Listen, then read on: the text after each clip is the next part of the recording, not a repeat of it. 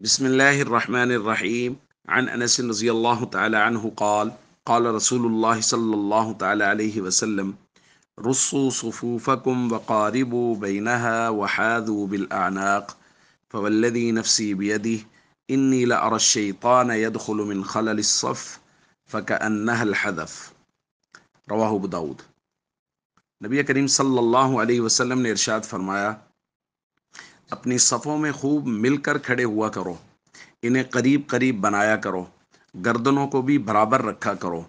قسم ہے اس ذات کی جس کے قبضہ قدرت میں میری جان ہے، میں شیطان کو دیکھتا ہوں کہ وہ خالی جگہوں سے تمہاری صفوں میں گھس آتا ہے، گویا کہ وہ بکری کا بچہ ہو۔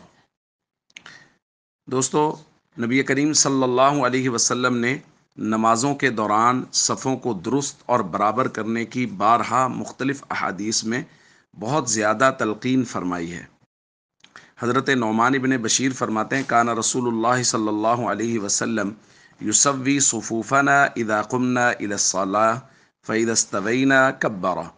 نبی کریم صلی اللہ علیہ وسلم ہماری صفوں کو پہلے درست فرماتے تھے، اور پھر جب ہماری صفیں بالکل درست ہو جاتی تھی پھر حضور علیہ الصلوۃ والسلام نماز شروع فرماتے تھے۔ ایک روایت میں حضرت انس رضی اللہ تعالیٰ عنہ فرماتے ہیں، کان رسول اللہ صلی اللہ علیہ وسلم یقول عن یمینی اعتدلوا صووا صفوفکم وعن یساری اعتدلوا صووا صفوفکم، کہ حضور دائیں جانب دیکھ کے فرماتے تھے صفوں کو درست کر لو اور برابر کر لو، پھر بائیں جانب دیکھ کے فرماتے تھے صفوں کو درست کر لو اور برابر کر لو۔ تو مختلف احادیث میں صفوں کو درست کرنے کی تلقین نبی کریم صلی اللہ علیہ وسلم نے فرمائی ہے۔